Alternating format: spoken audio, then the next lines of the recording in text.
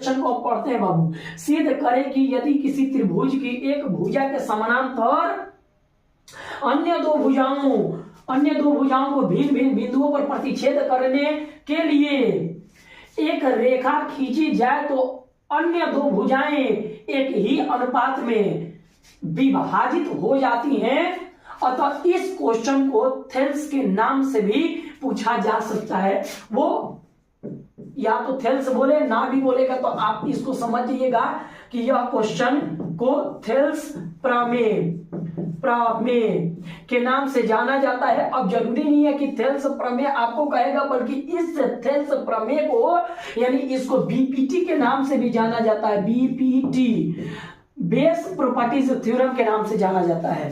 अब इस प्रश्न को आप ये भाषा में कुछ इस प्रकार से पूछेगा और उसको प्रतीक में यानी शॉर्ट फॉर्म में हम थेल्स थ्योरम के नाम से जानते हैं। तो ये क्वेश्चन कहना का चाह रहे हैं, थोड़ा सा समझ लीजिए।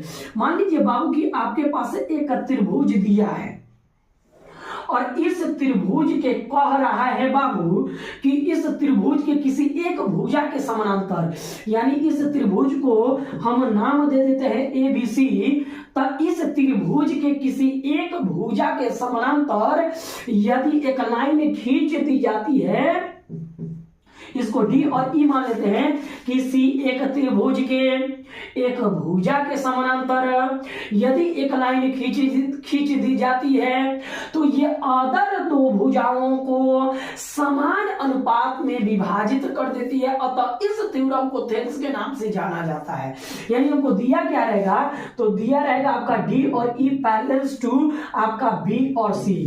एक भुजा के समानांतर एक लाइन खींचा जाएगा, ये अदर दो भुजाओं को इक्वल रेशियो में बांट देगी। ये आपको दिया रहेगा और आपको सिद्ध करना होगा क्या, तो A और D अपॉन में D और B is equal to A और E अपॉन में E और C। AD DB रेशियो में बढ़ जाएगा, AE और EC रेशियो में बढ़ जाएगा। यह थ्योरम कह रहा है, कुछ इस प्रकार से हमको सॉल्व करना है। आई होप कि आप सभी को यह क्वेश्चन समझ आ रहा होगा। तो आराम से आपने एक ट्रायंगल का, एक त्रिभुज का फॉर्मेशन करना है। कुछ इस प्रकार से आपने एक त्रिभुज को आराम से बना लेना है। कुछ इस प्रकार से त्रिभुज को आराम से आपने बना लेना है। ऐसे एक त्रिभुज आपने बना लेना है, ठीक। और इसका नाम भी दे देना है, which is A, which is B, which is C, ठीक। और कह रहे बाबू कि किसी त्रिभुज के किसी एक भुजा के समानांतर यदि रेखा खींची जाए तो वो त्रिभुज के अदर दो भुजाओं को समान अनुपात में विभाजित कर देती है। तो किसी एक त्रिभुज के एक भुजा के समानांतर एक रेखा को खींची जाए, एक रेखा को खींची जाए, यानी इस रेखा का नाम देते हैं D और इसका नाम देते हैं E। तो यह अदर दो भुजाओं को, इस त्रिभुज को किसी एक त्रिभुज के एक भुजा के समानांतर एक रेखा खींची जाती है तो अदर दो भुजाओं को वो समान अनुपात में विभाजित कर देती है। अतः यह हमको प्रमाणित करना है। चलिए करते हैं अच्छे तरीका से। तो ऐसे आपने एक ट्रायंगल बना लेना है। अब इसमें कंस्ट्रक्शन भी किया जाता है। तो इस पिक्चर को फाइनली अच्छे तरीका से हम इसको पहले बनाइए लेते हैं। तो इस प्रकार से ट्रायंगल को आपने बनाना है और इसमें कंस्ट्रक्शन भी, हम कंस्ट्रक्शन को पहले ही दिखा दे रहा है डॉट लाइन से। इसको हमने मान लेना है M और यहां से कंस्ट्रक्ट हम जो कर रहे हैं इसको हमने मान लेना है N और इसको मैंने इससे मिला दिया, E से मिला दिया और C को मैंने D से मिला दिया, C को मैंने D से मिला दिया, C को मैंने D से मिला दिया, C को मैंने D से मिला दिया। कुछ इस प्रकार से ट्रायंगल को मैंने बना लिया है। चलिए हम इसको सॉल्व करते हैं। तो सर्वप्रथम हमने करना क्या है, दिया है, तो यहां पर हम लिखते हैं दिया है, दिया है। दिया है में क्या क्या दिया है बाबू, तो एक त्रिभुज दिया है, त्रिभुज ए बी सी में, त्रिभुज एबीसी में, जिसमें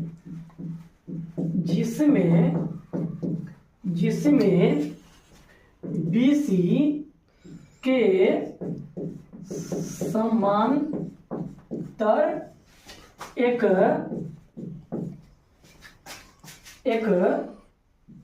रेखा डी और ई इस प्रकार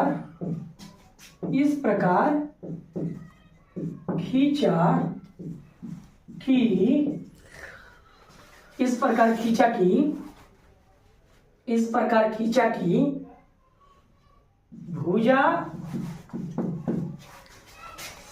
AB को बिंदु D तथा AC को बिंदु E पर प्रतिच्छेद करता है, प्रतिच्छेद करती है। चलिए बाबू, तो इतना आप लोग अच्छे तरीका से देख चुके हैं। आई होप कि आप सभी स्टूडेंटों को बढ़िया तरीका से ये समझ आ रहा है।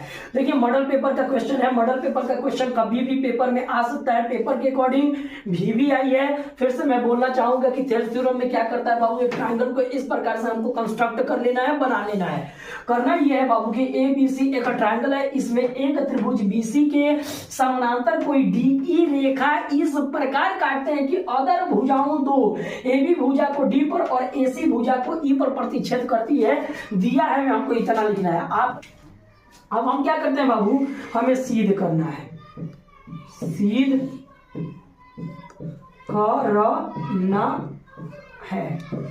करना है। तो सिद्ध करना है, में क्या सिद्ध करना है, ए और डी अपन में डी और बी इज इक्वल टू ए और ई अपन में ई और सी, ये हमने प्रमाणित करना है। दिया क्या है हमको, तो दिया आपका D और E is parallel to B और C, B और C ये हमको दिया है। DE जो है BC के पैरेलल दिया है, समानांतर दिया है। अतः हमको सिद्ध करना है कि A और D और D और B और A और E और E और C यह समान अनुपात में विभाजित हो जाता है। ठीक, इतना इसके पर समझ आता है। तो हम इसमें लिखते हैं रचना में, रचना हम क्या करेंगे, रचना क्या की है, रचना को मैं कहीं ना कहीं डॉट लाइन से दिखाया हूं। और तो रचना में मैंने किया क्या है, डी ई और एन को ए बी के परपेंडिकुलर मैंने खींचा है और डी और एम को ए और सी के परपेंडिकुलर खींचा है। यानी ई और एन लंबवत है आपके ए बी के और डी और एम जो है वो लंबवत है आपके ए और सी के। यूं कह सकता है कि ई और एन परपेंडिकुलर ए बी और डी और एम परपेंडिकुलर ए सी। देखिए ई और एन परपेंडिकुलर आपका ए और बी और डी और एम परपेंडिकुलर डी और एम परपेंडिकुलर ए और सी, ए और सी। फिर से देख लीजिए, ई और एन परपेंडिकुलर ए बी और डी और एम परपेंडिकुलर ए और सी। इतना मैंने किया। साथ साथ ये भी किया है कि सी को डी से तथा बी को ई से मिलाया। सी को डी से तथा बी को ई से मिलाया। चलिए फिर से इसको हम देखते हैं। मतलब ई और एन को परपेंडिकुलर ए बी पर खींचा, डी और एम जो है वो परपेंडिकुलर ए सी के है। साथ साथ बिंदु सी को डी से मैंने मिला दिया और बिंदु बी को ई से मिला दिया। कुछ इस प्रकार से रचना मैंने कर लिया। दिया है में इतना, सिद्ध करने में इतना, रचना में इतना। आपको हर हाल में आना चाहिए। अगर इतना आपने कर लिया है तो नोट कीजिए। प्रमाण किया जाए।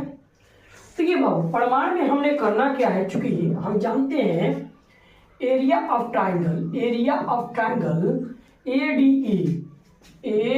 डी और E upon the area of triangle D B D और E, area of triangle B D और ई इज इक्वल टू, चूंकि आप जानते हैं बाबू कि त्रिभुज का एरिया क्या होता है, तो त्रिभुज का एरिया 1/2 और आधार इंटू के ऊंचाई होता है। चूंकि हम यह जानते हैं बाबू कि त्रिभुज ए और डी और ई में एक बार एडी को आधार मानते हैं और फिर इसी त्रिभुज ए डी ई में एक बार ए ई को आधार मानेंगे। चूंकि जब इसको आधार मानेंगे तो इस पर ये ई और एन लंब हो जाएगा, एडी पर आधार मानेंगे तो ई एन लंब हो जाएगा। यदि डी और एम को आधार, यदि ए और ई को आधार मानते हैं तो डी और एम आपका क्या हो जाएगा, लंब हो जाएगा। फिर से ए और डी को आधार मानते हैं तो ई और एन लंब हो जाएगा। यदि ए और ई को आधार मानते हैं तो डी और एम जो होगा लंब हो जाएगा। तो एक बार इस ट्रायंगल में ए डी ई में इसको आधार मानते हैं और ये ई और एन जब पूरा ए बी पर परपेंडिकुलर है तो ई और एन जो होगा क्या वो डी और बी पर परपेंडिकुलर नहीं होगा, एकदम होगा। तो इस त्रिभुज में हम देखते हैं ए डी ई में ये आधार है, ये लंब है, और तो इस त्रिभुज में बी डी ई में डीबी को आधार मानेंगे और ई और एन को ही लंब मानेंगे। इसलिए ई एन को लंब मानेंगे क्योंकि ई और एन जो है पूरा ए बी पर जब लंब है तो ए बी के टुकड़ा डी और बी पर भी तो लंब होगा। चलिए हम करते हैं। तो ई और एन जो होगा ये ए और डी पर जब लंब है, पूरा ए बी पर लंब है, तो इसके ए डी पर भी लंब होगा और साथ साथ आपका डी और बी पर भी लंब होगा। तो इस त्रिभुज में ए डी बी त्रिभुज में और इसका एरिया लेना होगा तो हम लेंगे 1/2 इंटू इसका आधार लेते हैं ए डी, तो ए और डी और इंटू के ऊंचाई इसका कितना हो जाएगा ई और एन, तो ई और एन। इसमें देखिए बी डी और ई में डी और बी को आधार मानते हैं तो 1/2 इंटू के डी और बी इंटू के, इसमें भी ऊंचाई क्या होगा डी बी डी ई। त्रिभुज में यही बेस होगा लेकिन ऊंचाई आपका ई एन होगा, तो ऊंचाई आपका ई एन होगा। ई एन से ई एन मर गया, 1/2 से 1/2 मर गया, आपका बच गया ए और डी अपॉन में डी और बी, और ये बन गया area of triangle A D और ई। अब पूरा पट्टा area of triangle D B D और ई। ये हमको एक इक्वेशन अभी मिला, इसको इक्वेशन नंबर 1 मानते हैं। ठीक है बाबू। सिर्फ इसी प्रकार हम क्या करेंगे, इसी प्रकार हम क्या करेंगे बाबू, ए डी ई में अब ए ई को आधार मानेंगे और डी और एम को लंब मानेंगे। क्योंकि डी और एम पूरा एसी पर लंबवत है और तो ए और ई पर भी लंबवत होगा, ई और सी पर भी लंबवत होगा, क्योंकि ये टोटल एसी पर लंब है आपका डी और एम। इसी प्रकार हम कर सकते हैं। तो आइए देखते हैं एरिया ऑफ ट्रायंगल कितना हो जाएगा, ए डी और E upon the area of triangle आपका हो जाएगा सी और ई और डी इज इक्वल टू पूरा बट्टा देंगे 1/2। इसमें ए डी ई में अब ए ई को हम बेस मानते हैं, ए और ई को बेस मानते हैं, तो आपका लंब डी और एम हो जाएगा, लंब आपका डी और एम हो जाएगा। चूंकि 1/2 सी ई और डी, इस छोटे वाला ट्रायंगल में हमने ई और सी को बेस माना, ई और सी को बेस माना इंटू इस पर भी लंब आपका डी एम हो जाएगा, तो डी और एम हो जाएगा। डीएम से डीएम मर गया, 1/2 से 1/2 मर गया।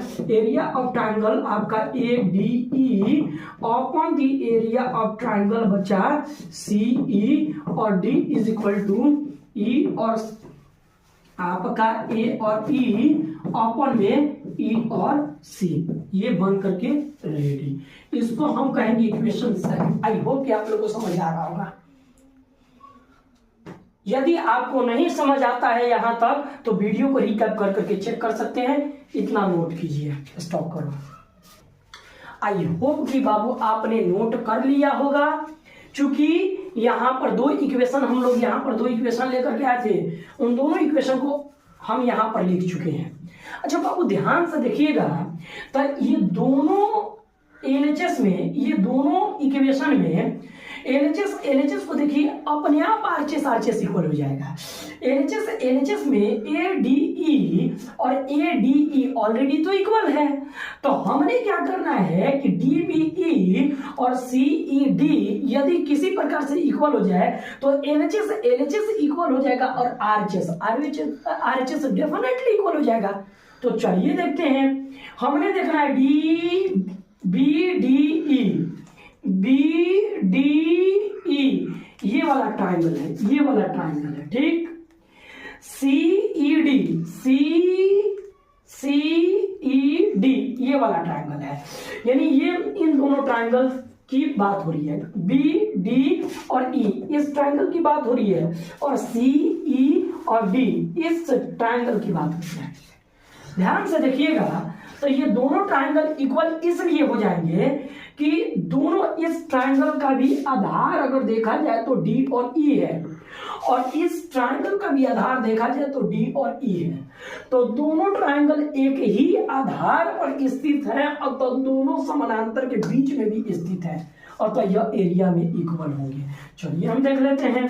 तो हम यहाँ पर लिखेंगे area of triangle B D और E is equal to area of triangle C E D, ये दोनों इक्वल होगा।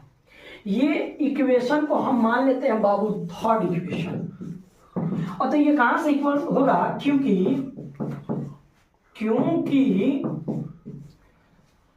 दोनों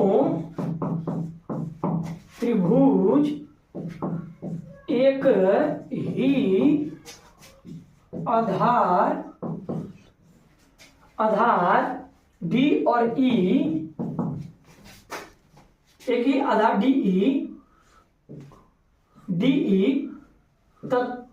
ई पर स्थित है तथा साथ दो समांतर डीई और बीसी रेखाओं के मध्य स्थित है। फिर से देखिए बाबू, area of triangle D B D E और area of triangle C E D, ये ट्राइंगल, ये छोटा वाला ट्राइंगल और ये छोटा वाला ट्राइंगल दोनों एक ही आधार डीई पर स्थित है, और डीई और बीसी समानांतर रेखाओं के बीच स्थित है, और तो ये दोनों के दोनों का हो जाएंगे, इक्वल हो जाएंगे इस थ्योरम से। ये थ्योरम आपने 9th स्टैंडर्ड में पढ़ा है। चलिए, तो अब हम क्या करेंगे बाबू, हम कह सकते हैं, और हम कह सकते हैं कि समीकरण 1 और 2 से हम कह सकते हैं, समीकरण 1 और 2 से हम कह सकते हैं कि समीकरण 1 तथा 2 से एलएचएस इक्वल, जब ये दोनों ऑलरेडी इक्वल हो गया और ये ऊपर वाला तो ऑलरेडी इक्वल है, तो एलएचएस इक्वल हो जाएगा। तो area of triangle A D E upon the area of triangle B D और E is equal to area of triangle A D E upon the area of triangle C E D. ये दोनों LHS ये कहां से, ये दोनों कहां से इक्वल हो गया, ऊपर वाला की तो इक्वल था, ये दोनों कहां से इक्वल हो गया, तो इक्वेशन थर्ड, समीकरण थर्ड से, ये थर्ड से ये वाला, ये दोनों इक्वल हो गया। तब हम कह सकते हैं then RHS equal to RHS कितना हो जाएगा आपका, A और D अपॉन D और B is equal to A और E अपॉन दी A और C प्रमाणित। आई होप कि आप सबको यह थ्योरम समझ आया होगा। जल्दी नोट करें, स्टॉप करना।